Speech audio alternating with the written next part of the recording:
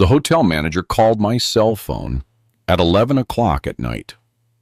"Mr. Thurman," he said, his voice tight, "there's been a mistake. Your wife checked in yesterday under your reservation, but she's with another man." I was on the couch, watching the news. The remote control slipped from my hand. "That's impossible," I replied. "She's at home with my grandkids. She's watching Simone's children. I called her 2 hours ago." The manager's voice faltered. "Sir, please, come down to the front desk. This is very sensitive. We have her ID registered. Naomi Vance Thurman," he read, giving my wife's full name. I hung up. My 68 years felt their full weight all at once. I called Naomi. It went straight to voicemail. I called Simone. No answer there either. I grabbed my car keys, left without turning off the house lights, and drove through the empty city. Every red light felt like an eternity. I thought about 43 years of marriage, the vows we'd made, the grandkids we used to take to the park, the dinners where she'd smile and pour me more coffee. I also thought about the signs I'd ignored, the calls she cut short when I walked in, the trips she canceled because of headaches, the nights she said she was tired. It all clicked into place. I pulled up to the Grand Citadel Hotel, a tall building with golden lights over the entrance. I parked badly. I didn't care. The manager was waiting for me, standing straight at the front desk. He was young, wearing a gray suit and an impeccable tie. His face showed pure discomfort. "Mr. Thurman, thank you for coming. I deeply regret this situation." I didn't answer. I just stared. He pointed to a side door. "Please follow me." We passed through a narrow hallway. White walls. The smell of floral air freshener. The sound of my shoes against the marble floor. Each step was heavier than the last. We reached a door with a sign. "Security." The manager knocked twice. A guard opened up. Inside, the monitors showed the hotel hallways, the reception, the parking lot. The manager pointed to a chair. "Please have a seat." I dropped into it. My hands were shaking. I hid them between my knees. The guard adjusted one of the monitors. "Sir, I'm going to show you yesterday's recordings. It's 4:30 in the afternoon." The image appeared in black and white. Main hotel entrance. I saw Naomi, my wife, her hair loose, a style she rarely wore, in a dress I didn't recognize. She was carrying a small suitcase. She was smiling. Walking beside her was a tall, well-dressed black man, dark jeans and a white shirt, hair slicked back. I moved closer to the screen, squinting. It can't be. The guard zoomed in on the image. My stomach twisted. It was Derek, my son-in-law, Simone's husband, the father of my grandkids, the man I helped land his first job, the one who sat at my dinner table every Sunday, the one who called me Pops Elijah with that smile that now made all the sense in the world. I watched them approach the front desk. Naomi handed over her ID. Derek placed his hand on the small of her back. An intimate, far too intimate gesture. The clerk gave them the keys. "Suite 312. I pointed at the screen. "Fast forward the recording." The guard obeyed. I saw them enter the elevator. Naomi was laughing. Derek was whispering something in her ear. She was touching his arm. The elevator went up, the 3rd floor. They got out. They walked down the hall, holding hands, entered the room. The door closed behind them. I felt something break inside me. It wasn't just infidelity. It was the betrayal of 2 people I loved, 2 people I trusted blindly. I took a deep breath. "Manager," I said, my voice controlled. "I need to see more." He hesitated. "Sir, we don't have cameras inside the rooms, only in common areas." "I understand." Show me everything you have. For the next hour, I watched the recordings. I saw them leave the room at 7 o'clock at night. They went down to the hotel restaurant. They had dinner together. Red wine, laughter, toasts. They returned to the room at 9. They came out again at 11. They walked through the lobby, sat on the reception couches. Derek was carrying a folder, a thick brown folder. He opened it, showed papers to Naomi. She looked them over, nodded, pointed things out with her finger. He took out a pen, passed her a document. Naomi signed. Once, twice, 3 times. Derek put the papers away, closed the folder, kissed her on the cheek. She smiled. They got up, returned to the elevator. "Stop right there," I ordered. The guard froze the image. Derek and Naomi in the elevator. Her with that smile, him with that folder under his arm. "Can you enlarge that folder?" The guard adjusted the zoom. The image lost quality, but something was readable. A white label stuck on the cover, black lettering. It said, Thurman Estate. Transfer. My blood ran cold. This wasn't just an affair. It wasn't just sex. It was something bigger, something planned, something that involved my estate. The houses I'd built, working since I was 20 years old. The apartments I'd rented out for decades. The savings I'd protected by denying myself luxuries. Everything was at stake. "Manager," I said, getting to my feet, "I need a copy of all these recordings." He nodded. "Of course, Mr. Thurman. You'll have them on a USB drive in 15 minutes. I also need to know if they're still at the hotel." The manager checked his computer. "Yes, sir. They're still registered. They haven't checked out. The room is paid for until tomorrow at noon." "Perfect. Don't tell them anything. Act as if this never happened." He looked at me with understanding. I completely understand. I left the security room, walked back to the lobby. My legs weren't shaking anymore. Now there was something else inside me. It wasn't just pain. It wasn't just rage. It was clarity. Cold. Precise. I sat on one of the lobby couches, the very same ones where they sat, where they signed those papers, where they planned to rob me. I pulled out my phone, searched my contacts, and found the name I needed. Marcus Stanton, my attorney for life. I dialed. He answered on the 3rd ring. "Elijah." What a surprise. "It's almost 2 in the morning. Marcus, I need to see you first thing tomorrow. It's urgent." His voice changed. "Did something happen?" "Yes. Something very serious. I'll see you at 8 in your office." I hung up. The manager returned with the USB drive. I took the small device. "Thank you. One last thing. That brown folder the man was carrying. If he leaves it in the room or brings it back to the lobby, I want to know immediately." The manager wrote something in a notepad. "Count on it, Mr. Thurman. You have my direct number." I left the hotel. The cold morning air hit my face. I got in my car. I put the USB drive in my shirt pocket, over my heart. The evidence, the first piece of the puzzle. I drove back home, slower this time.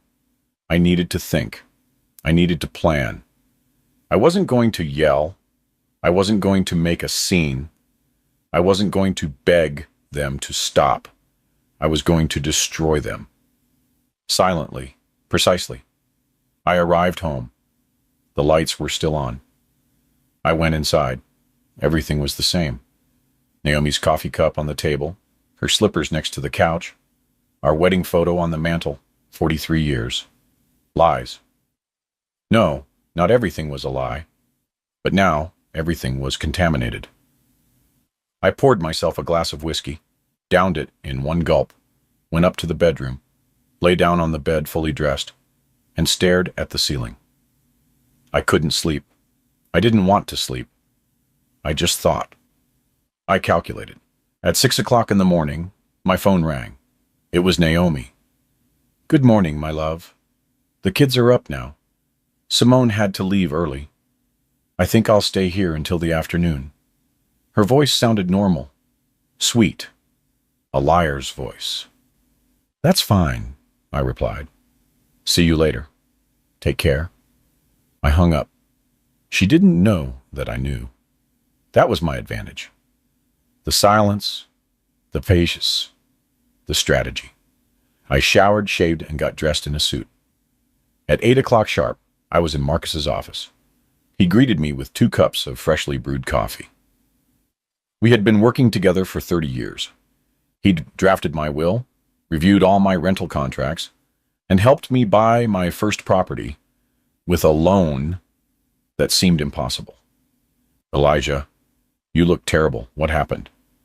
I sat across from his desk, took the USB drive out of my pocket, and placed the device on the dark wooden table. "I need you to see this, but be prepared. It's heavy." Marcus plugged the drive into his computer, opened the files, and began watching the recordings. His expression changed from curiosity to surprise, from surprise to indignation. I watched him clench his fists as he saw Naomi and Derek entering the hotel. How he shook his head when he saw them signing papers.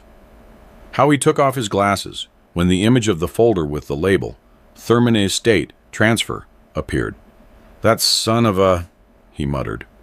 "I'm sorry, Elijah, but this is betrayal on all levels." "I know. That's why I'm here. I need to know what they're planning. I need to stop them before it's too late." Marcus closed the video, leaned back in his chair, and took a deep breath. "Let me review your documents, all the deeds, bank accounts, power of attorney forms, everything." We spent the next 3 hours reviewing my estate. Marcus opened folders, read contracts, verified signatures, called the bank, called the notary, called the county recorder's office. Each call made me more nervous. Each minute of silence while he read was an eternity. Finally, Marcus looked up. "Elijah, I have bad news. 3 weeks ago, Naomi presented a power of attorney in your name. She used it to initiate transfer procedures for 2 of your properties, the condo in downtown Atlanta and the beach house on Hilton Head Island, South Carolina." I felt the floor disappear beneath my feet. "That's impossible. I never signed any power of attorney." "I know. I reviewed the signature. It's a fake. A very good forgery, but fake. I can prove it. However, the procedure is already underway. If we don't stop it in the next few days, the properties will be in Derek's name.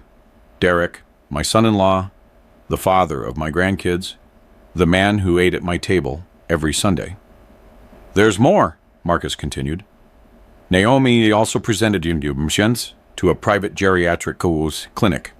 She requested information about permanent institutionalization.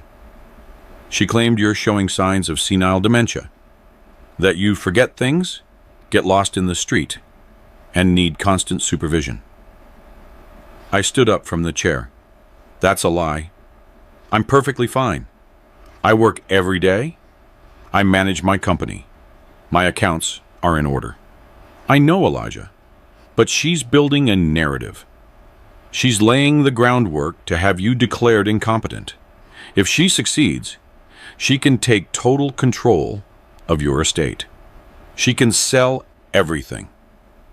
She can have you institutionalized against your will."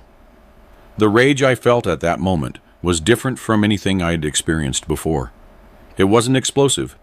It was cold, calculated, deadly. "What do I need to do?" Marcus took out a notepad and started writing. "First, we're going to cancel that fake power of attorney. I'll handle that today.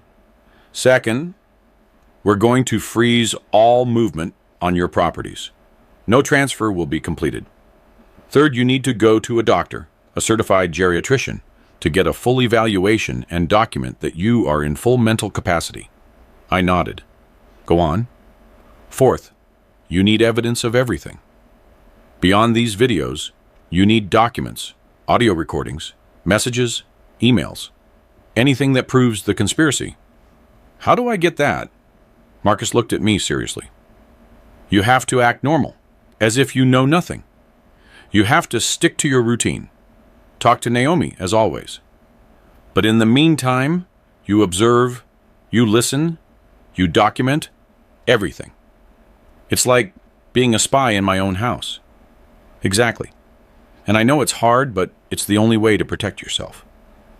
If you confront Naomi now, she'll get alerted. She'll hide everything. She'll accelerate her plans. She might even institutionalize you immediately, claiming you had a violent episode. I swallowed. I never imagined my life would come to this. No one does, Elijah. But now, you have to be smarter than them, more patient, more strategic. I left Marcus's office with a to-do list. First, I went to Dr. Kenneth Powell, a renowned geriatrician who worked at Midtown Medical Center. I explained the situation. He understood immediately. He ran tests on me for 4 hours: memory, reasoning, coordination, cognitive analysis. At the end, he handed me a full report. Mr. Thurman, you are in perfect mental condition. Your cognitive capacity is above average for your age. There are no signs of dementia, Alzheimer's, or neurological deterioration. This document officially certifies it. I put the report in an envelope, the second piece of the puzzle. Then I went to the bank. I asked to speak to the manager, showed him my ID, and requested the full history of movements for all my accounts for the last 6 months. The manager printed the documents. I reviewed each page. I found withdrawals I didn't recognize. Some transfers to accounts I had never authorized. Small amounts. $500 here, $800 there, $10,000 later. In total, they added up to more than $20,000. Mr. Thurman, these transfers were authorized with your personal key. I never authorized these movements. I need certified copies of each one with the date, time, and destination account number. The manager looked concerned. Of course. I'm also going to change all your access passwords immediately, and I'm activating a security alert on all your accounts. Perfect. And I need to know whose name the destination accounts are in. The manager checked his computer.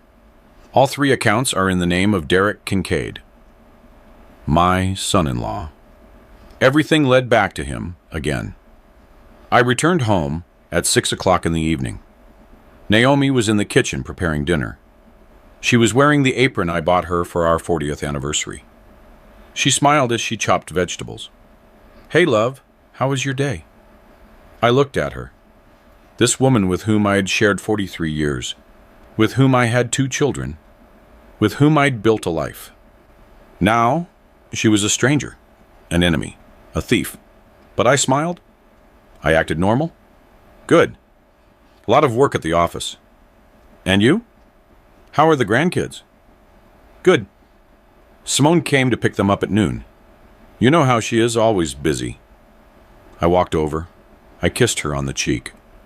Her perfume was the same as always, but now it made me nauseous. I'm going to take a shower before dinner. I went up to the room, locked the door, took out my phone, and dialed Simone's number. My daughter. I needed to know if she was involved in this. She answered on the second ring.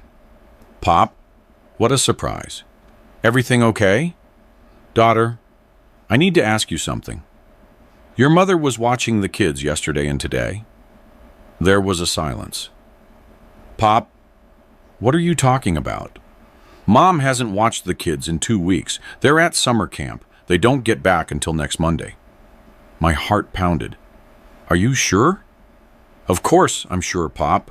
Is something wrong? No, honey. I was just mixed up. Sorry to bother you. I hung up. Naomi had lied to me directly, without hesitation. The grandkids were her perfect alibi. While I thought she was being the doting-on grandmother, she was at a hotel with Derek planning to rob me. I opened the Notes app on my phone. I started documenting everything: date, time, Naomi's lie, the conversation with Simone, the $20,000 stolen, the properties in the process of transfer. Every word I typed was one more piece of evidence. Every documented lie was one more nail in their coffin. I went down for dinner. Naomi served smothered pork chops with collard greens and cornbread, my favorite meal. She sat across from me, smiling. "You know," she said, "I've been thinking. We should take that trip to Europe you always wanted. Paris, Rome, Barcelona, before we get too old." I looked at her. Her eyes were sparkling. She seemed sincere, but I already knew the truth. "That sounds like a great idea. When do you want to go?" "Maybe in a couple of months. Let me check the dates." A couple of months? By then, she expected to have my entire estate transferred. She expected to have me declared incompetent, maybe institutionalized. Then the trip to Europe would be just for her and Derek, with my money. We ate in silence. Every bite was hard to swallow. Every smile from her was a reminder of her betrayal. After dinner, I excused myself. I said I had work to do. I went up to my study, locked the door, and took a shoebox out of the closet. Inside, I kept old documents, bills, receipts, photos. I searched until I found what I needed. An old notepad with Naomi's handwriting, notes she wrote years ago, shopping lists, reminders, her signature on birthdays cards. I compared the signature with the one on the fake power of attorney Marcus showed me. They were similar, very similar, but there were subtle differences. The slant of the N, the curve of the V. Someone had practiced. Someone had studied her signature for a long time. It had to be Derek. He had access to documents in the house. He had seen Naomi's signature thousands of times. He knew how to forge it. I took pictures of everything. I uploaded the images to a cloud folder, backup after backup, evidence after evidence. My phone vibrated, a text from Marcus. I canceled the fake power of attorney. The transfers are frozen. But hurry, we need more proof before they try something more drastic. I replied. Understood. I'm on it. I turned off the study lights and went downstairs. Naomi was in the living room watching television. I sat next to her, took her hand. "I love you," I told her. She smiled. "I love you too, liar." The next few days were the hardest of my life. Waking up every morning next to a woman who planned to destroy me, eating breakfast with her, smiling, talking about the weather, acting as if nothing had happened. But each moment was an opportunity. Each conversation was a possible confession. Each of her movements was something I observed and documented. On Wednesday morning, Naomi went out early. She said she was going to the supermarket. I stayed home, working from my study. But as soon as I heard her car drive away, I went down to our room. I needed proof. I needed to find something concrete that connected everything. I opened her closet, checked her drawers, searched through her clothes. Nothing. Then I saw her purse, a brown leather bag she used every day. I grabbed it, opened it. Inside I found her wallet, her keys, her cell phone. She'd forgotten it. My heart raced. I took the phone and tried to unlock it. I needed the password. I tried our anniversary date. Incorrect. I tried her birthday. Incorrect. I tried Simone's birthday. The screen unlocked. I went into her messages, looking for conversations with Derek. There were dozens, hundreds of messages going back months. I started reading. Each message was worse than the last. Derek, everything's ready. The notary is a friend of Trevor's. He won't ask any questions. Naomi, are you sure the signature will pass? Derek, Trevor checked it 3 times. It's perfect. Elijah will never know. Naomi.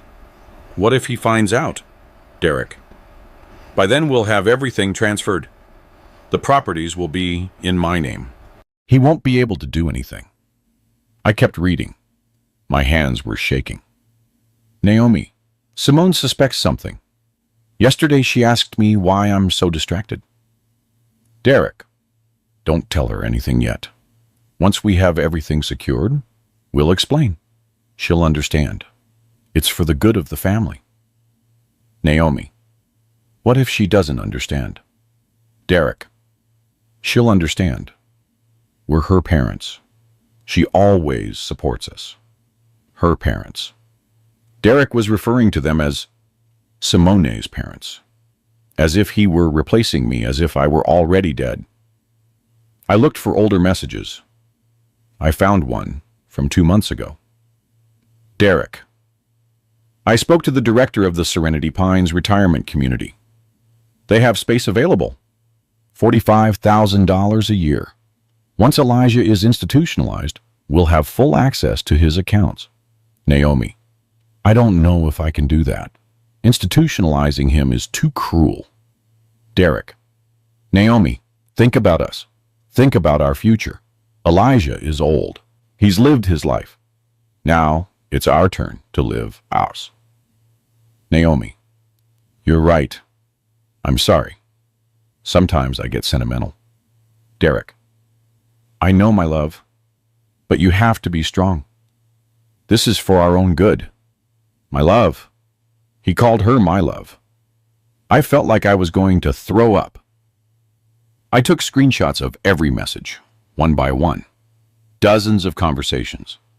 Irrefutable evidence of the conspiracy. Then I checked her emails.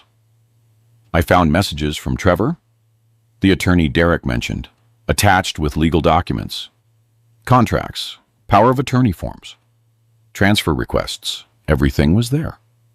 The whole plan, every step that they had taken, every lie they had constructed. I downloaded everything. I sent it to my personal email, uploaded it to the cloud. I made copies of the copies. I heard a car pull into the driveway. Naomi was back. I quickly put her phone back in her purse. I ran upstairs to my study. I sat down at the computer. I took a deep breath. Elijah, I'm home, she yelled from downstairs. Coming, I replied, my voice controlled. I went downstairs. Naomi was putting the groceries away in the kitchen. Bags from the supermarket on the table. Vegetables, fruit, bread. I'll help you. Thanks, love. I bought that imported cheese you like. That's thoughtful. We put the groceries away together. She talked about prices, about the people at the supermarket, about the traffic. Normal, mundane conversation. As if she wasn't planning to steal everything from me. In the afternoon, I received a call from Marcus. Elijah, I need you to come to the office. I found something important. I arrived an hour later. Marcus was waiting for me with a thick folder on his desk. I hired a private investigator. I asked him to follow Derek for the last 3 days. He opened the folder. Inside were photographs. Derek entering a bank. Derek meeting with a man in a coffee shop. Derek entering a real estate office. This man, Marcus said, pointing to a photo, is Trevor Hayes, an attorney. He has a history of document forgery. He was suspended from the State Bar Association for 2 years. He's the brains behind all this. I felt the rage growing inside me. Derek wasn't smart enough to plan this. He just needed someone like Trevor, someone unscrupulous, someone who knew how to manipulate the system. There's more, Marcus continued. The investigator checked Derek's finances. He's bankrupt. He owes more than $200,000. Credit cards, personal loans, failed investments. He's desperate. That's why he needs my properties. He needs my money. Exactly. And Naomi is his access. She has your trust. She can sign documents. She can make moves without you suspecting. Until now. I showed him the screenshots I had taken from Naomi's phone. Marcus read them one by one. His expression grew more serious with each message. This is pure gold, Elijah. With this, we can prove conspiracy to commit fraud, forgery of documents, attempted misappropriation. Derek can go to prison, and Naomi too. I don't want Naomi to go to prison. I just want this to end. I want to get my life back, my dignity. I understand, but she committed serious felonies. A judge will have to decide the consequences. I returned home that night with a clearer plan. Marcus was preparing everything to file a formal complaint, but we needed more. We needed physical evidence, the original documents that Derek and Trevor had forged. On Friday night, Naomi told me she was going out with friends. Dinner, maybe a movie afterward. She'd be home late. Have fun, I told her. I'm going to stay in and work in the study. She got ready, put on a black dress, did her makeup, put on perfume. She left at 7 o'clock. I waited 30 minutes. Then I left too. I followed her car from a distance. She wasn't heading toward the restaurant she mentioned. She was driving in the opposite direction, toward the center of the city. She parked in front of an office building. She got out of the car and went inside. I waited. 5 minutes later, Derek arrived, then another older man with a beard and a gray suit. It had to be Trevor. The three of them went up together. I stayed in my car, observing, documenting. I took pictures of the building, the license plates of the cars, and the entrance. An hour later, they came out. Derek was carrying a folder, the same brown folder I saw in the hotel recordings. Naomi was smiling. Trevor was patting Derek on the shoulder. They said goodbye. Each one got into his car. Naomi drove back home. I got there before her. I parked, went inside, went up to the study, and turned on the computer. When she arrived 30 minutes later, I was working as if I'd never left. Hello, love. How was your dinner? Very good. The girls send their regards. Liar. There were no friends. There was no dinner. Only conspiracy. Only betrayal. On Saturday morning, my phone rang. It was the manager of the Grand Citadel Hotel. Mr. Thurman, the folder. The man left it in the lobby this morning. He forgot it on a coffee table. I'm on my way. I got to the hotel in 20 minutes. The manager was waiting for me in his office. On his desk was the brown folder, the same one I'd seen in the recordings, the same one Derek was carrying last night. I opened it with trembling hands. Inside were documents, lots of documents, contracts of sale, power of attorney forms, deeds, all with my forged signature. There was also a document that chilled me to the bone, an involuntary institutionalization request for me at the Serenity Pines retirement community, signed by Naomi as my wife.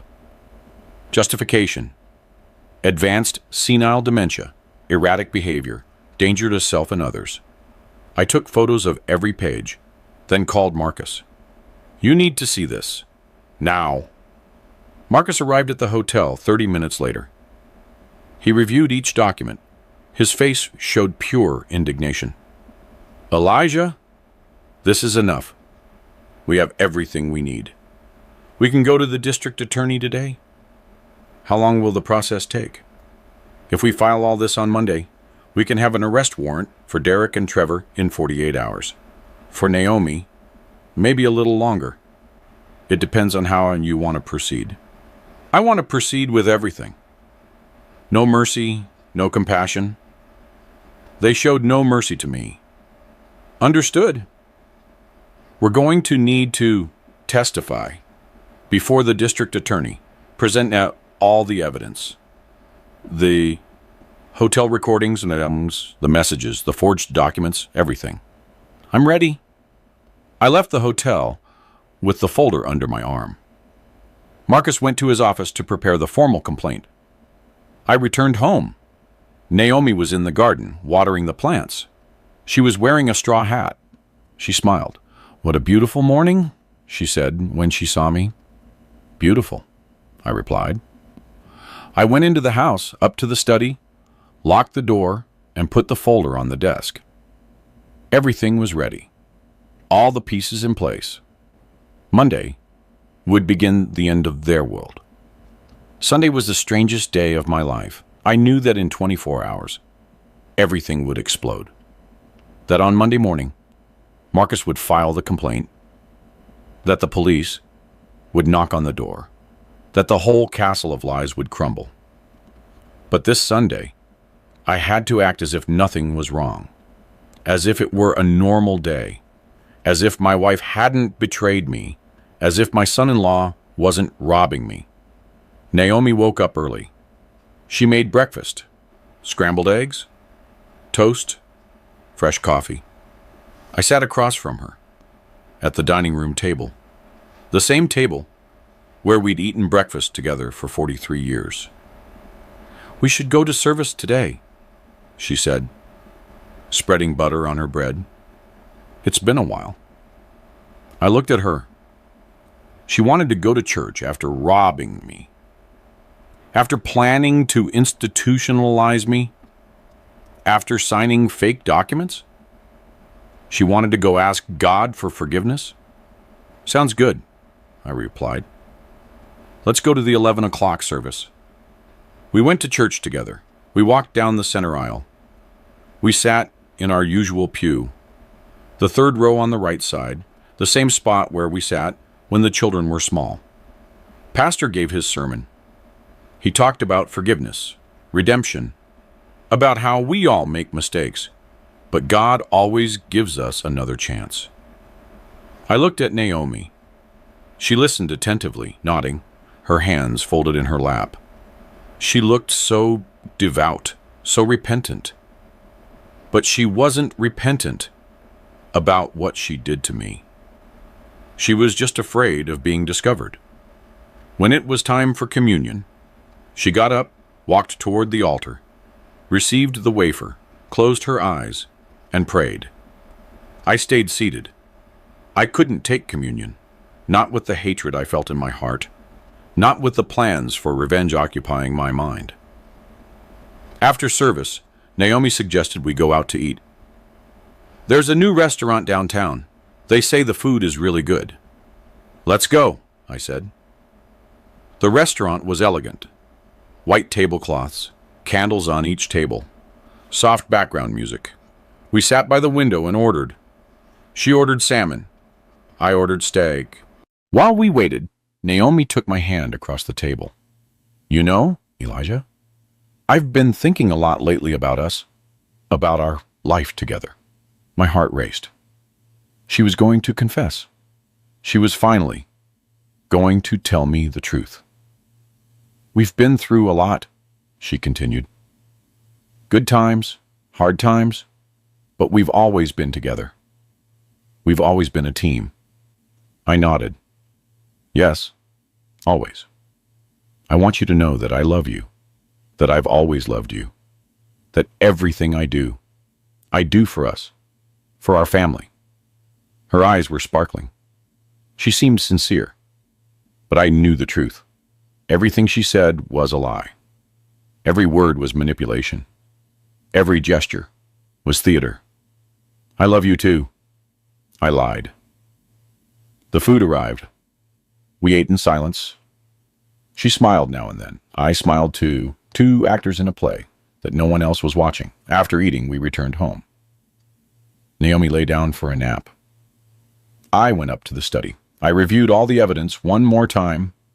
The hotel recordings, the phone messages, the forged documents, the brown folder. Everything was in order. Everything was backed up. Copies in the cloud, copies on the computer, copies on the USB drive I kept in my pocket. My phone vibrated. A text from Marcus. "All set for tomorrow. We file the complaint at 9 o'clock in the morning. The DA issues the arrest warrants at 10. Get ready," I replied. "I'm ready." That night, we had dinner together. Naomi made my favorite meal, smothered pork chops with collard greens and cornbread. She sat across from me, served me, and smiled. Thank you for today, she said. I needed this, to spend time with you without distractions, without worries. It was a beautiful day, I replied. After dinner, we sat in the living room. She put on a movie, a romantic comedy we'd seen 1,000 times. She leaned on my shoulder. She took my hand. I love you, Elijah. I love you too, Naomi. Lies. Everything was a lie. At 11 o'clock at night, we went up to sleep. Naomi changed, put on her pajamas, and got into bed. I stood by the window, looking at the empty street, the light from the street lamps, the trees, moving in the wind. Aren't you coming to sleep? She asked. In a moment. Just thinking. What are you thinking about? The future. What's coming? She laughed, always so philosophical. Come on, lie down. Tomorrow's another day. I lay down next to her, turned off the light, and closed my eyes. But I didn't sleep. I couldn't sleep. I just thought about the next day, about the moment everything would change.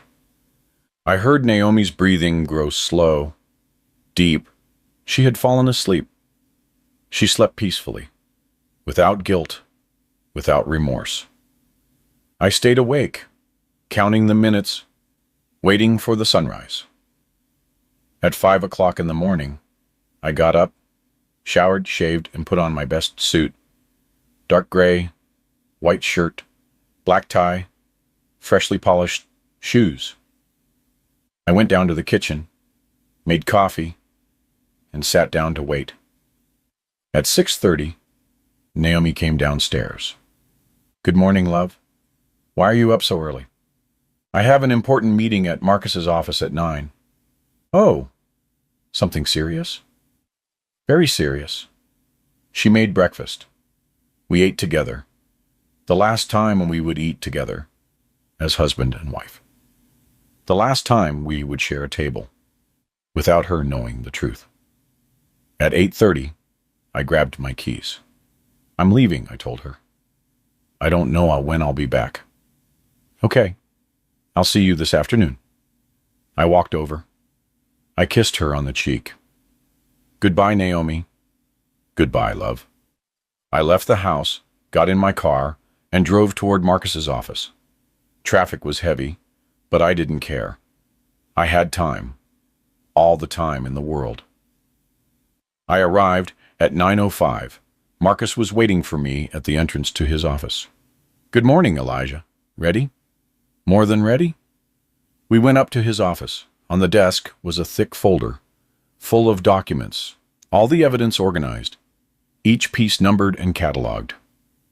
The district attorney is expecting us at 9:30, Marcus said. We're going to present everything. He'll review it. If he's satisfied, he'll issue the warrants immediately. And then the police will go for Derek and Trevor. They'll arrest them and take them in for questioning. Depending on what they say, they might implicate Naomi or try to protect her, but we have enough to charge her too. Yes, the messages are clear. She was aware of everything. She actively participated. She can't plead ignorance. Perfect. At 9:20, we left the office and drove to the district attorney's office building. We parked and went up to the 3rd floor. The DA received us in his office. He was a man in his 50s, gray hair, thick glasses, a serious expression. Mr. Thurman, I've reviewed the preliminary information Mr. Stanton sent me. It's a very serious, very complex case. I know, I replied. That's why I'm here. Show me everything. Marcus opened the folder and began presenting the evidence one by one. The hotel recordings, the phone messages, the forged documents, the unauthorized bank movements, the institutionalization request. The DA took notes, asked questions, and reviewed every detail. 2 hours passed. Finally, he closed his notepad. Mr. Thurman, you have a solid case, very solid. I'm going to issue arrest warrants for Derek Kincaid and Trevor Hayes for fraud, forgery of documents, conspiracy, and misappropriation. And my wife? The DA looked at me seriously. Your wife will also be summoned, but given her age and the circumstances, she probably won't be arrested immediately. She'll have to come in for a statement, and depending on her statement, we'll determine the formal charges. I understand. The warrants will be ready in an hour. The police will proceed immediately. Thank you. We left the DA's office. Marcus patted me on the shoulder. It's done, Elijah. There's no turning back now. I know, and I don't want there to be. Marcus and I returned to his office to wait. He made more coffee. I sat by the window watching the street, the cars passing by, people walking. The world kept spinning normally, but my world was about to change forever. At 12:30, Marcus's phone rang. He answered, listened, nodded, and hung up.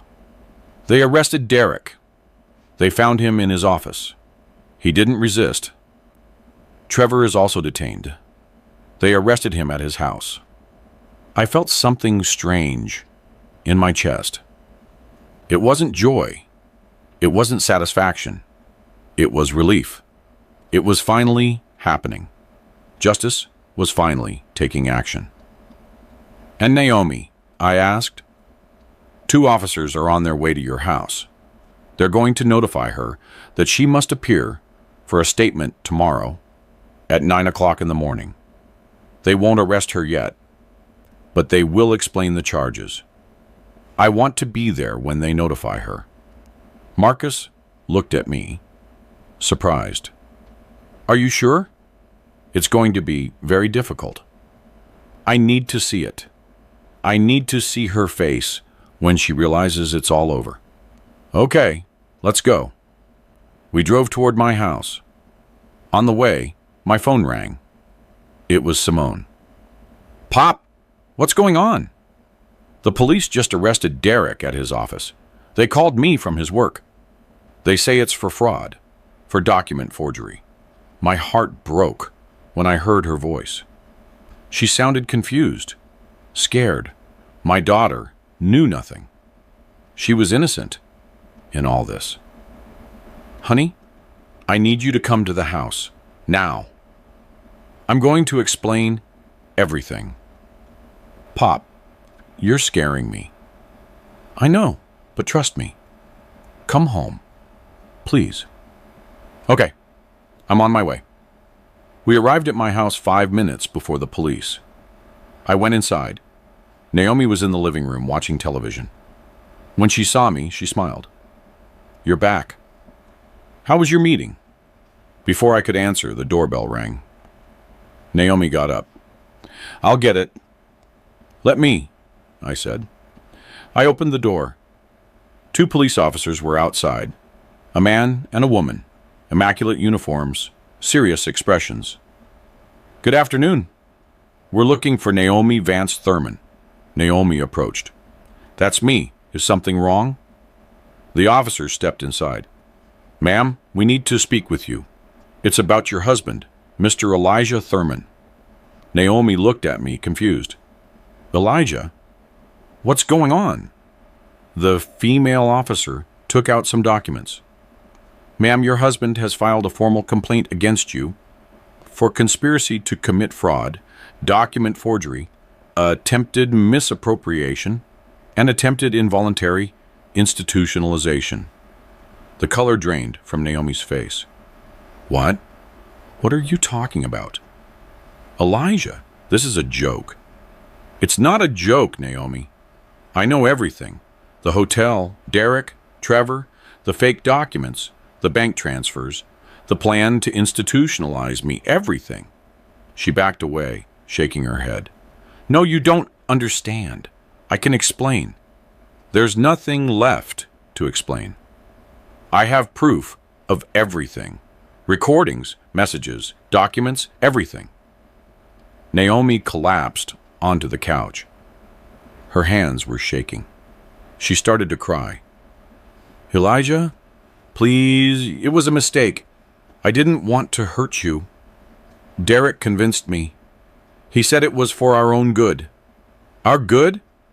Stealing my estate was for our own good. Institutionalizing me was for our own good.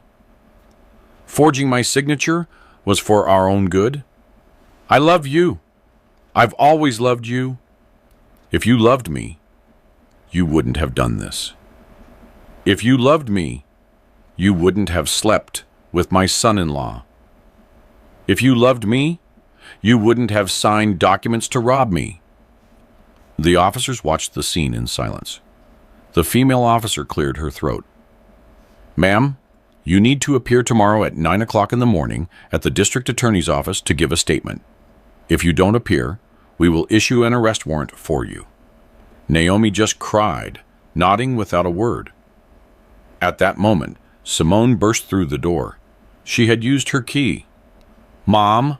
Pop? What's going on?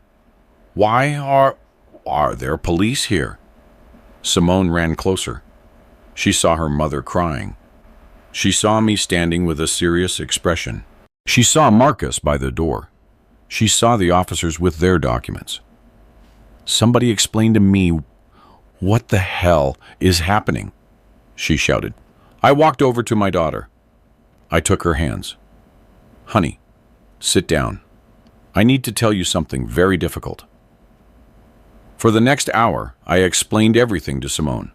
I showed her the hotel recordings. I showed her the messages between Naomi and Derek. I showed her the forged documents.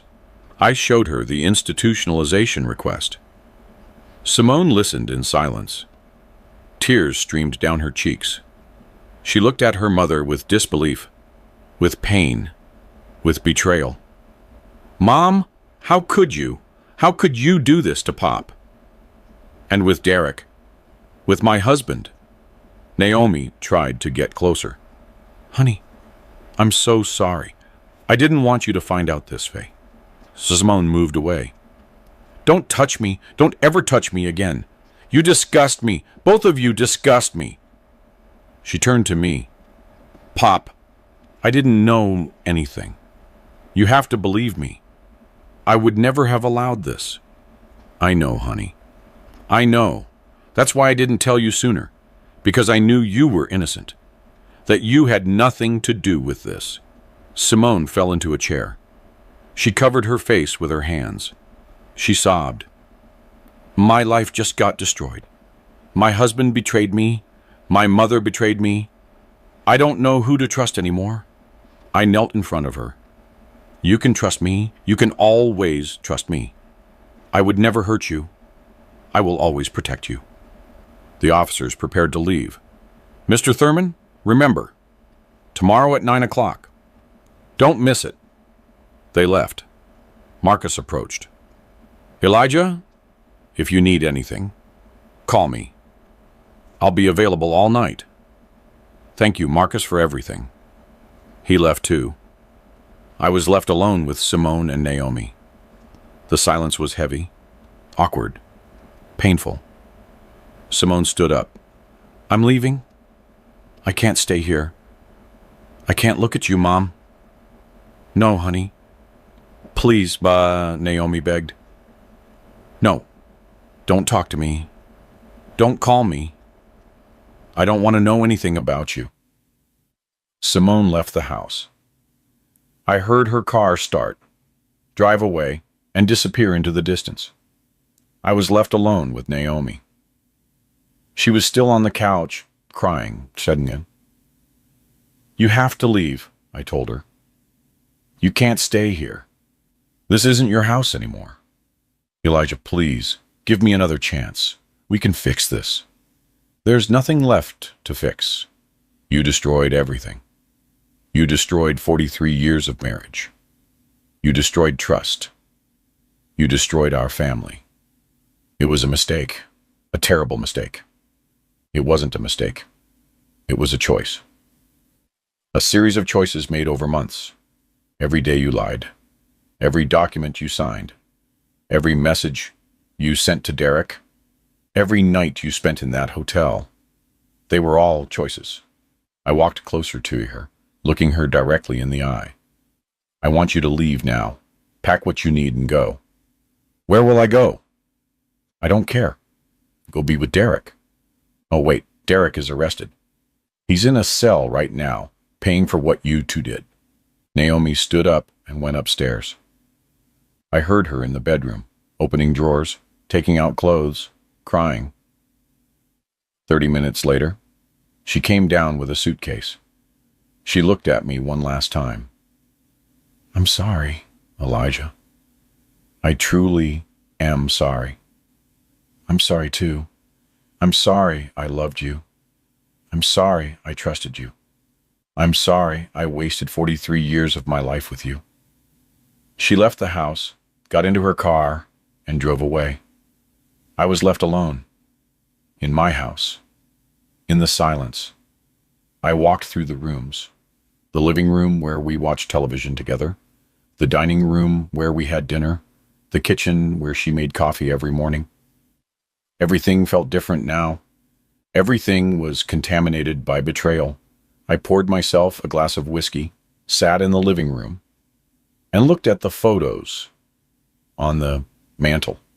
Our wedding, Simone's birth, family vacations, birthdays, anniversaries. All those memories were now stained. All those smiles now seemed fake. My phone rang. It was Simone. Pop, are you okay? Yes, honey. I'm okay. Do you want me to come keep you company? No. I need tonight alone. I need to process all this. Okay, but if you need me, call me anytime. I will. I love you, honey. I love you too, Pop. I hung up. I finished my whiskey, went up to the bedroom, and lay down on the side of the bed where I slept. The other side was empty, cold. I closed my eyes. Tomorrow would be another day. Tomorrow the battle would continue. But tonight, I just wanted to rest. I woke up at 6 o'clock in the morning. I hadn't slept well. Nightmares, memories. The image of Naomi crying, Simone's broken face. It all replayed in my mind like an endless movie. I got up and took a shower. The hot water didn't help me relax. I put on comfortable clothes, jeans, a white shirt. I didn't need a suit anymore. I didn't have to impress anyone. I went down to the kitchen, made coffee, and sat alone at the dining room table. The house felt bigger, emptier, quieter. At 8, Marcus called. Good morning, Elijah. How was your night? I survived. Naomi has to be at the DA's office in an hour. You don't have to go, but if you want to witness her statement, you can. I'm going. I need to hear what she has to say. I'll see you there then. I arrived at the DA's office at 9:10. Marcus was waiting for me at the entrance. We went up to the 3rd floor. In the waiting room, there were several people. Lawyers, witnesses, family from other cases. Naomi arrived at 9 o'clock sharp. She was accompanied by a lawyer I didn't know, a young man. Cheap suit, old briefcase. She saw me. She immediately dropped her gaze. They went into the DA's office. Marcus and I waited outside. 30 minutes. 40. An hour. Finally, the door opened. Naomi came out. Her eyes were red, swollen from crying so much. Her lawyer held her arm. She walked past me without a word. The DA called us in. Please come in. We entered his office. The DA was sitting behind his desk. He had documents in front of him, audio recordings, handwritten notes. Mr. Thurman, your wife just confessed. He confirmed everything. The plan with Derek, Trevor's involvement, the forged signatures, the unauthorized bank withdrawals, the plan to institutionalize me. I felt a weight in my chest. A part of me had hoped she would deny everything, that she'd say it was a misunderstanding, that there was an explanation. But no. She had confessed. Everything was real. Everything was true. She also gave us additional information, the DA continued. Derek has debts with dangerous people, illegal loan sharks.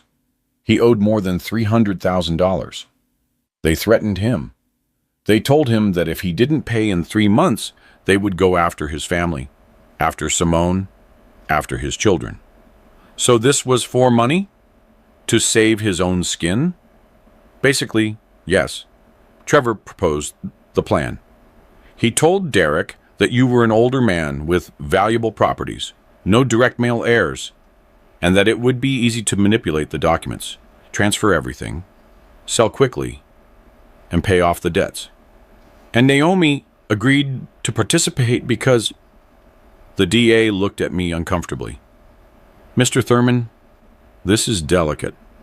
But your wife confessed that she has been in a relationship with Derek for 2 years. It began when you had that heart operation, when you were hospitalized for 3 weeks. 2 years. 2 years of lies. 2 years of betrayal. And I didn't know anything. I'm very sorry, the DA said. I know this is very painful. What are the formal charges against them? Derek faces charges for aggravated fraud, forgery of official documents, conspiracy, and misappropriation. We're talking about 10 to 15 years in prison, if he's convicted. And Trevor? Trevor has a history. This is recidivism. He faces between 15 and 20 years. Plus, he'll be permanently suspended from the State Bar Association. And my wife? The DA took a deep breath. Naomi faces charges for complicity and fraud, document forgery, and conspiracy. However, her lawyer is negotiating. She is fully cooperating, giving names, details, a complete chronology of the facts. She wants a deal. What kind of deal? Her lawyer is requesting probation in exchange for her testimony against Derek and Trevor. She probably wouldn't see prison, but she would have a criminal record. She would lose certain rights, and obviously, the civil consequences of the divorce. Divorce. The word sounded strange in my head. 43 years of marriage, ending in a government office with official papers, seals, and signatures. What do you recommend? I asked Marcus. Marcus adjusted his glasses. Elijah, legally speaking, Naomi's testimony is very valuable. It can guarantee that Derek and Trevor are convicted. Without her testimony, they could find loopholes and could reduce their sentences. So you're telling me to let Naomi go free? Not free. With a record, with probation, with restrictions, and obviously losing everything in the divorce, the house, the shared savings, the joint assets, everything. The DA nodded. Furthermore, Mr. Thurman, we can include a permanent restraining order in the agreement. Naomi will not be able to approach you. She won't be able to contact you. She won't be able to be within 500 feet of your home or workplace. I paused, thinking. A part of me wanted to see her in prison. I wanted her to pay for every lie, every betrayal, every night she spent with Derek while I slept, trusting her. But another part of me just wanted to be done with this. I wanted to close this chapter. I wanted to get my life back, my peace, my dignity. I accept the deal, I finally said. Let her testify against them. Let them be convicted. But I want an immediate divorce. I want the restraining order, and I want her to sign away any right to my estate. All of that can be arranged, the DA said. I'm going to draft the agreement. You'll have it ready tomorrow. One more thing, I added. Simone, my daughter. I want it made clear, in all documents, that she had nothing to do with this. That she is innocent. That she is a victim too. That's already documented, Mr. Thurman. Your daughter faces no charges, no investigation. She is completely clean. We left the DA's office. Marcus patted me on the shoulder. Elijah, you did the right thing. You made the right decision. It doesn't feel like the right decision. It feels like letting her escape. She's not escaping. She's going to carry this for the rest of her life. The criminal record, the shame, the family's rejection, the loss of everything you built together. Trust me. She's paying. We drove in silence. Marcus dropped me off at my house. I went inside. The house was still empty, still silent. I sat in the living room, took out my phone, and dialed Simone's number. I needed to talk to her. I needed her to know what was happening. "Pop," she answered. "How are you?" "Honey, I need to see you. Can you come over?" "I'm on my way." Simone arrived 30 minutes later. Her eyes were swollen. She looked tired, shattered. I opened the door. We hugged. She started to cry on my shoulder. "I can't take it anymore, Pop. It's too much. My husband, my mother, everything is falling apart." "I know, honey. I know. But you're going to get through this. You're going to be strong because you're my daughter, and Thurmans are strong." We sat in the living room. I told her everything that had happened at the DA's office. Naomi's confession, the deal I accepted, the divorce that was coming. Simone listened, sometimes nodding, sometimes crying. When I finished, she took my hand. "You did the right thing, Pop. I know it was hard, but it was the right thing. And you, honey? What are you going to do about Derek?" She wiped her tears. "I already spoke to a lawyer. I'm going to file for divorce. I'm also going to seek full custody of the children. I don't want him near them. Not after what he did. I support you in whatever you need. Money for the lawyer, a place to stay, whatever. Thank you, Pop. I don't know what I would do without you. You're never going to have to find out. I'll always be here for you." Simone stayed the rest of the day. We ordered food, watched television, and talked about simple things. The weather, the kids, her plans for the future. For the first time in weeks, I felt calm. Not happy, but calm. The storm was passing. The sun was starting to rise. The next few days passed in a blur of legal meetings, document signings, statements, and testimonies. Marcus guided me every step of the way, explaining every paper I signed, overlooking every legal consequence of my decisions. On Wednesday, Naomi formally testified against Derek and Trevor. I wasn't present. I didn't want to see her. I didn't want to hear her voice. Marcus kept me informed by phone. She did well, he told me. She was detailed, precise. She told everything from the beginning. How Derek seduced her 2 years ago. How he told her about his debts. How Trevor appeared with the plan. Every meeting they had. Every document they signed. That guarantees their conviction. With her testimony, they have no defense. They're going to prison. It's certain. On Thursday, I signed the divorce papers. Marcus had worked with Naomi's lawyer to prepare everything. She renounced any right to my estate. The properties stayed in my name. The bank accounts, the savings, the investments, everything. In exchange, I wouldn't file additional charges against her. I wouldn't seek economic compensation. I wouldn't pursue her legally, beyond the current criminal case. She signed without protesting. Her lawyer told me she was repentant, that she wanted to cooperate, that she just wanted this all to be over. I didn't care what she wanted, not anymore. On Friday afternoon, the DA called me. "Oh, Mr. Thurman, we have a date for Derek and Trevor's preliminary hearing. It will be next Tuesday. You must be present as the injured party." "I'll be there. I also want to inform you that we found more evidence during the investigation. Derek wasn't just planning to rob you. He had also forged documents for other clients of his company. He defrauded at least 3 other people, seniors like you, using the exact same method. That bastard was a professional at this." "That's right, and Trevor was his legal facilitator. They had been doing this for at least 5 years. You aren't their first victim, but thanks to your courage in reporting it, you're going to be their last. I'm glad something good came out of all this mess." I spent the weekend with Simone and my grandkids. She had temporarily moved into my house.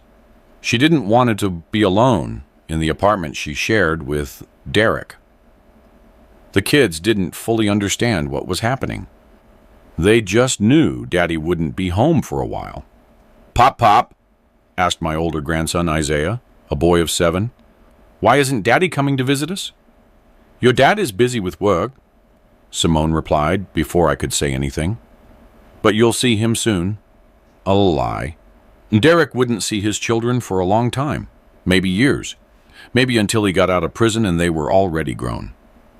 We played in the yard, watched movies, and made popcorn. I tried to give them the normal childhood they deserved, protecting them from the chaos that we adults had created. Monday night, I couldn't sleep.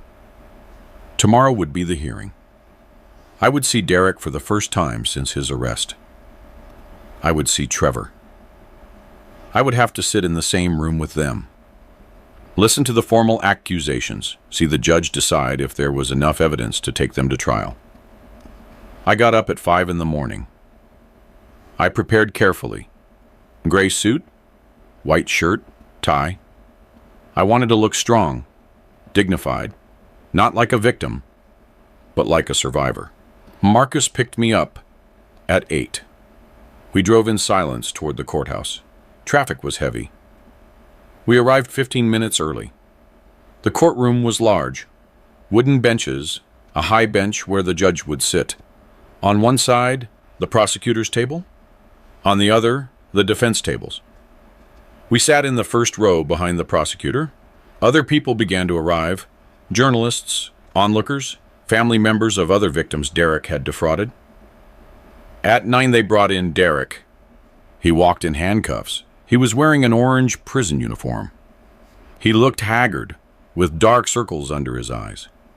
He had lost weight. His hair was messy. He was no longer the confident, smiling man who sat at my table every Sunday. Our eyes met for a second. He immediately looked away. Shame, or maybe fear. I don't know. I didn't care. Minutes later, they brought in Trevor, also handcuffed, sitting in an orange uniform. He looked calmer, more calculated, as if he were planning his defense, looking for legal loopholes. The judge entered. We all stood up. She was a woman in her 60s. White hair pulled back in a bun, glasses, a serious but fair expression. "Good morning. You may be seated. We will proceed with the preliminary hearing in the case of the state versus Derek Kincaid and Trevor Hayes. Prosecutor, present your charges." The prosecutor stood up. "Your Honor, the state accuses Mr. Kincaid and Mr. Hayes of the following crimes: aggravated fraud, forgery of official documents, conspiracy to commit fraud, misappropriation, and attempted unlawful confinement." He continued for 10 minutes, explaining each charge, each crime, each victim. Not just me, but 3 other seniors who had lost properties, money, and lifetime savings. "Defense attorney, do you have anything to say?" Derek's attorney stood up. He was an older man with experience. "Your Honor, my client pleads not guilty to all charges. We assert that he was manipulated by Mr. Hayes, who is the true mastermind behind these alleged crimes." Trevor's attorney also stood up, younger, more aggressive. "Your Honor, my client also pleads not guilty. We maintain that the evidence is circumstantial, that there is no direct proof of his participation in these acts." The judge looked at them with skepticism. "Prosecutor, present your evidence." Over the next 2 hours, the prosecutor presented everything. The hotel recordings, the messages between Naomi and Derek, the forged documents with analysis from a graphology expert, the bank statements showing the illegal transfers. He also presented Naomi's written testimony and evidence from the other victims: a 72-year-old man who lost his house, a 68-year-old woman who lost her grandkids' college savings, another elderly couple who almost ended up on the street. All followed the same pattern. Derek gained their trust. Trevor prepared the fake documents. They transferred properties, emptied accounts, and disappeared Before the victims realized, the courtroom was silent. Even the journalist had stopped taking notes. They only listened, horrified by the magnitude of the crimes. Finally, the judge spoke. I have heard enough. There is more than sufficient evidence to proceed to trial. The defendants will remain detained without bond. They represent a danger to society. There is a risk of flight. The trial date will be in 60 days. She hit her gavel. Hearing adjourned. The guards took Derek and Trevor away. Derek turned to look at me one last time. This time, he didn't look away. He looked straight at me. His eyes said something. I'm not sure if it was regret or simply hatred for having discovered him. I didn't care. He had dug his own grave. Now, he would have to lie in it. We left the court. Journalists surrounded us. Mr. Thurman? Mr. Thurman? How do you feel? Do you have a statement? Marcus pushed them aside. No comment. Please respect his privacy. We got in the car. We drove in silence for several minutes. Finally, Marcus spoke. It's done, Elijah. It's really done. Yes, it's done. What are you going to do now? I looked out the window. The rain had started to fall, soft drops against the glass. I'm going to live, simply live, without fear, without looking back, only forward. That sounds like a good plan. We arrived at my house. I thanked Marcus one more time. I went inside. Simone was in the kitchen with the kids. They were making cookies. The house smelled like cinnamon and sugar. The kids were laughing. Simone was singing. Normal life, everyday life. Life without betrayal, without lies, without conspiracy. I joined them. I helped decorate the cookies. The kids smeared flour on my face. Simone took photos. We laughed together. For the first time since I received that call from the hotel manager, I felt something close to peace. It wasn't complete happiness. There was still pain, still scars, but it was a beginning, a new beginning. The 60 days passed faster than I expected. I stayed busy. I worked at my company, spent time with Simone and the kids. I reorganized my life, my house, my future. Marcus kept me informed of every development in the case. Derek and Trevor's lawyers tried to negotiate. They asked for reduced charges, lesser sentences. The prosecutor rejected every offer. The evidence was too solid, the crimes too serious, the victims too many. A week before the trial, Simone finally signed her divorce papers. Derek didn't protest. From jail, he signed all of the papers. He gave up custody of the children. He accepted all the conditions. He had no choice. He knew he had lost everything. Mom called, Simone told me one night during dinner. She wants to talk to me. She wants to see me. And do you want to see her? Simone played with her food. I don't know, Pop. Part of me hates her for what she did. But the other part, she's my mother. The only one I have. I understand, honey. It's your decision. I'm not going to tell you what to do, but think it through carefully. Make sure you're ready, that she's not going to hurt you anymore. She nodded. I'll think about it. 2 days later, Simone went to see Naomi. They met at a coffee shop. They talked for 2 hours. When Simone returned, she had been crying, but she also looked lighter, as if a weight had been lifted from her shoulders. How did it go? I asked. It was difficult. She apologized. She cried a lot. She explained that she felt lonely, that she felt her life had lost meaning, that Derek made her feel young again, special. Those are excuses, not justifications. I know, and I told her. I told her that what she did was unforgivable, that she destroyed our family, that she hurt you deeply, that she hurt me. What did she say? She said I'm right, that she doesn't expect forgiveness, that she just hopes that one day I can find peace, and that you can too. I sighed. Your mother always knew how to say the right words, even when her actions were completely wrong. Finally, the day of the trial arrived. It was a Monday.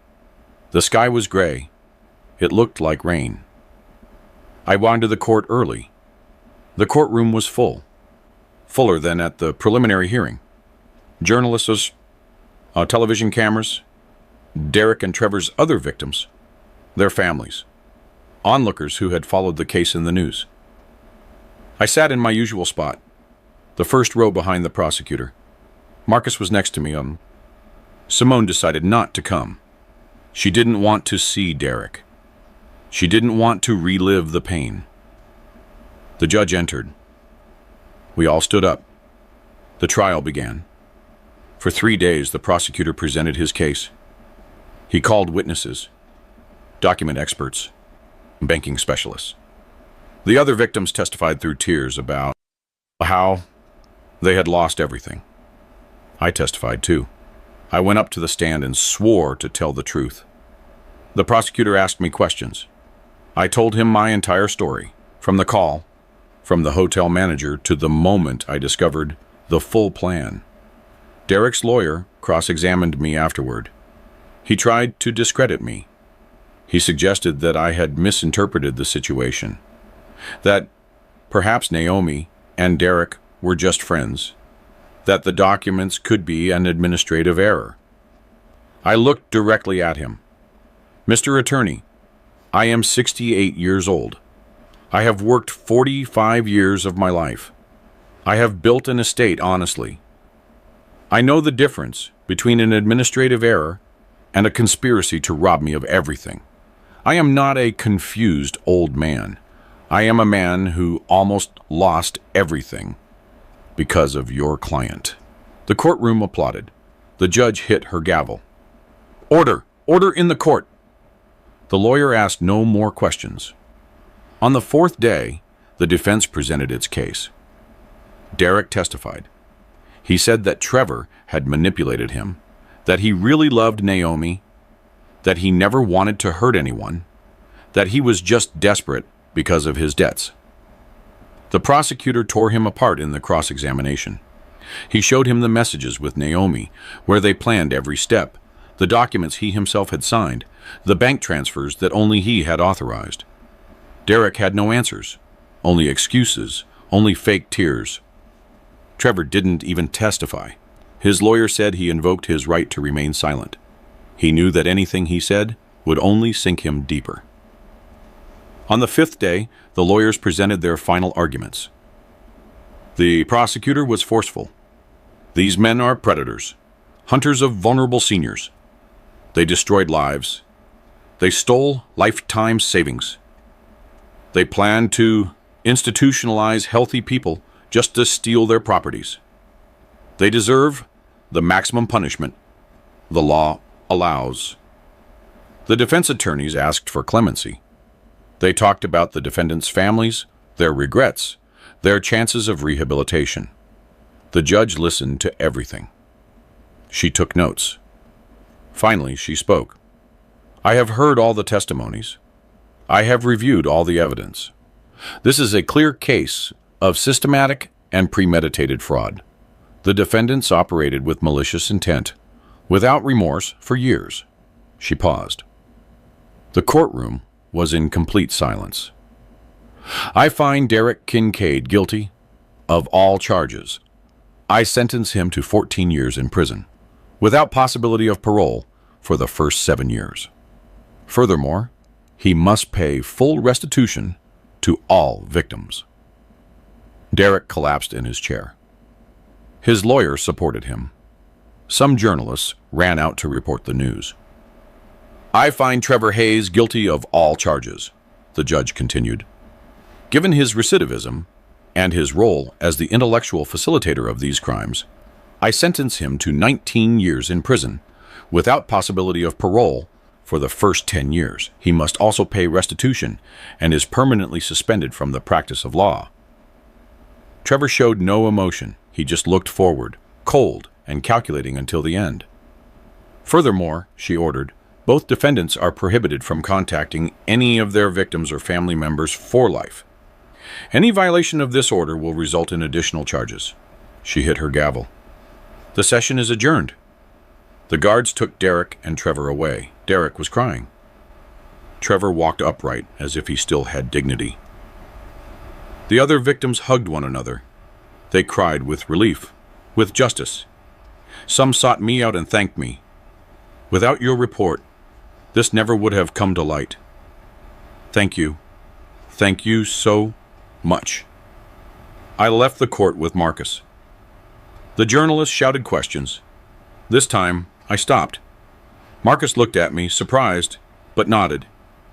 Mr. Thurman, how do you feel about the verdict? I took a deep breath. I feel relieved. Justice has been served. These men will no longer be able to hurt anyone else. But I also feel sad. Sad because all of this could have been avoided. If there had been trust, if there had been honesty, if there had been real love instead of greed. I paused. I want other seniors to know that they are not alone.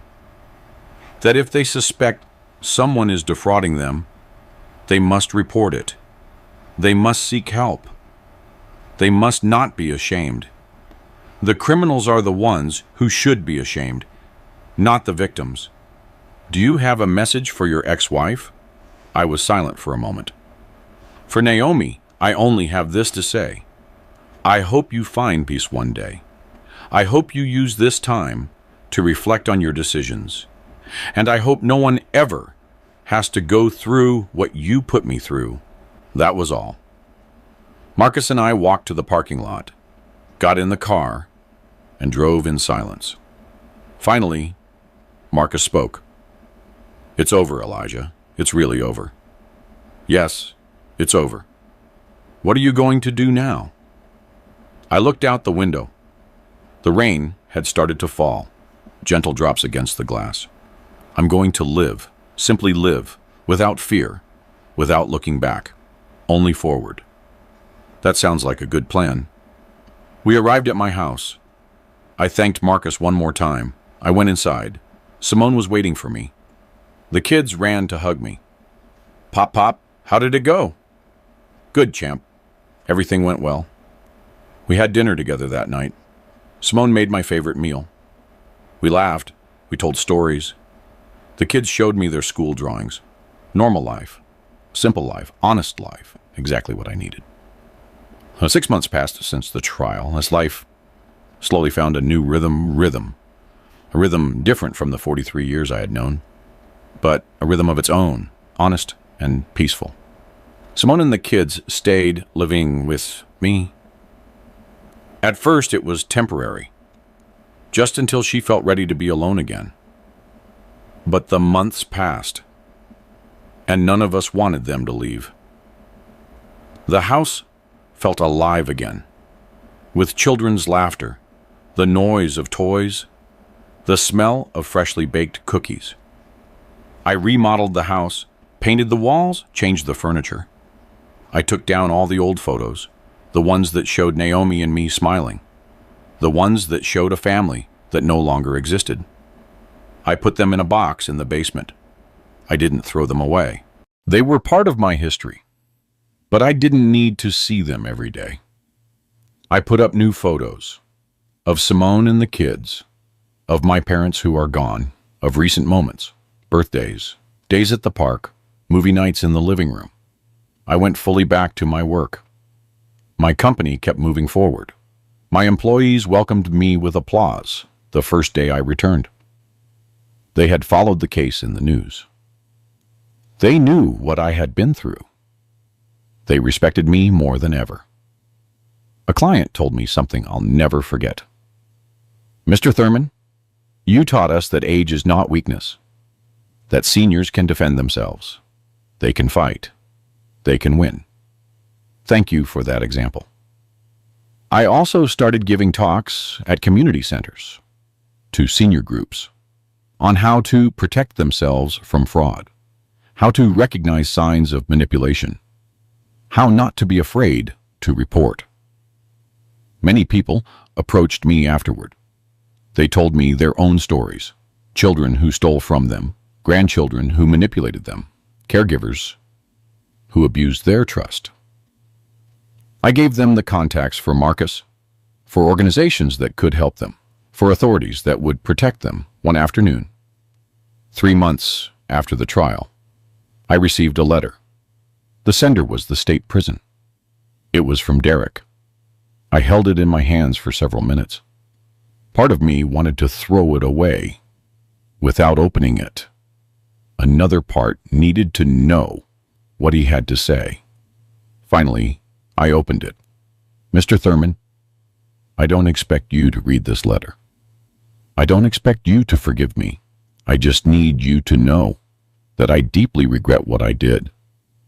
Every day in this cell, I think about the lives I destroyed, the family I lost, the years my children will grow up without me. All because of greed, stupidity, and weakness. You were a good man to me. You gave me opportunities. You treated me like family. And I betrayed you in the worst way. There is no excuse, no justification. I just want you to know that I feel a regret that consumes me. Derek. I read the letter twice, then folded it and put it in a drawer. I didn't reply. There was nothing to say. His regret didn't change what he did. It didn't bring back the lost time. It didn't heal the wounds. But I didn't feed the hatred either. I simply let it go. He would have to live with his decisions. I would live with mine. Naomi completed her probation without problems. She moved to another city, far from here, far from the memories. Simone visited her twice. They said they needed to close cycles, to heal together whatever they could heal. I never saw her again.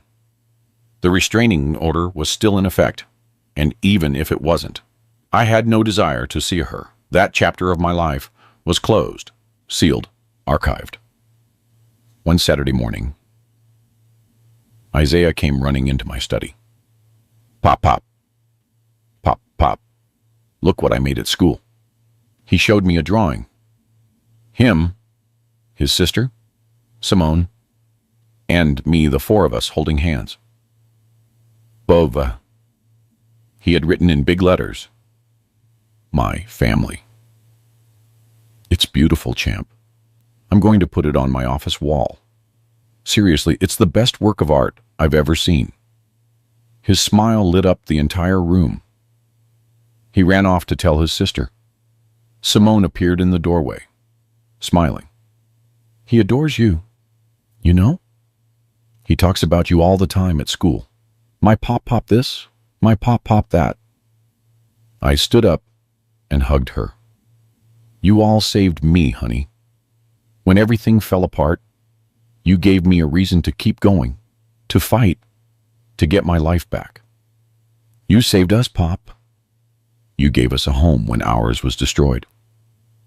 You gave us stability. You gave us love. The kids are better off now than ever. And so am I. That afternoon, the four of us went to the park. The kids ran to the swings.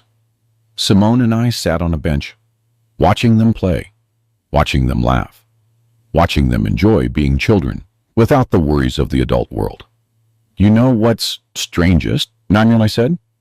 For 43 years, I thought I had everything. A wife, a family, a stable life. But it was all fake, built on lies. And now, with less than I had, I feel more complete, more real, more myself. Simone took my hand. Because now you have the truth, Pop. And the truth, even if it hurts, is always better than the most comfortable lie. We returned home as the sun began to set. We made dinner together. The kids set the table. We ate, talking about our plans for Sunday. Maybe go to the movies or the museum, or just stay home and watch films. Simple plans, honest plans, plans of a real family. At night, after everyone had gone to sleep, I stayed in the living room with the lights off, just the moonlight streaming through the window. I thought about the entire journey, from that call from the hotel manager to this moment of peace. I had lost a lot. A wife, 43 years of what I thought was a happy marriage, my trust in someone I loved, money on lawyers and legal processes. But I had also gained. I regained my dignity. I protected my estate. I saved other people from being victims of the same criminals. I strengthened my relationship with my daughter. I gained a second chance to be a present grandfather. And most importantly, I regained something I had lost without realizing it. I regained my voice, my ability to defend myself, my refusal to be a silent victim. I stood up, walked to my study, and opened the drawer where I kept all the case documents, the evidence, the sentences, the divorce agreements. Everything was there, organized, archived. I closed the drawer. I didn't need to review them anymore. I didn't need to relive the pain. I just needed to know they were there as a reminder, as evidence, as proof that I had survived. I looked out my study window. The street was empty, quiet. A few street lamps illuminated the pavement. A cat walked across slowly. The wind moved the tree branches. Everything was at peace. I was at peace. Naomi thought I suspected nothing. She thought I was a trusting old man, easy to manipulate, easy to deceive, easy to destroy. She was wrong because I didn't yell. I didn't make a scene. I didn't beg. I didn't plead. I simply acted in silence, with intelligence, with patience. I gathered the evidence. I built the case. I waited for the exact moment. And when that moment came, I ended everything, silently, definitively, without looking back. I turned off the lights in my study, went upstairs, and passed by Simone's room. The door was ajar. I saw her sleeping peacefully. I passed by the kids' room, the two of them hugging their stuffed animals, breathing softly. My family, my real family. I entered my room, lay down, and closed my eyes. For the first time in months, I slept all night, without nightmares, without startled awakenings, without anxiety, only peace. Because it was finally over, and I had won. Not with shouts, not with violence, not with uncontrolled revenge, but with something much more powerful. With dignity, with intelligence, with justice. And that, I discovered, is the sweetest victory of all. The silent victory. The only one that truly matters. The only one that lets you sleep.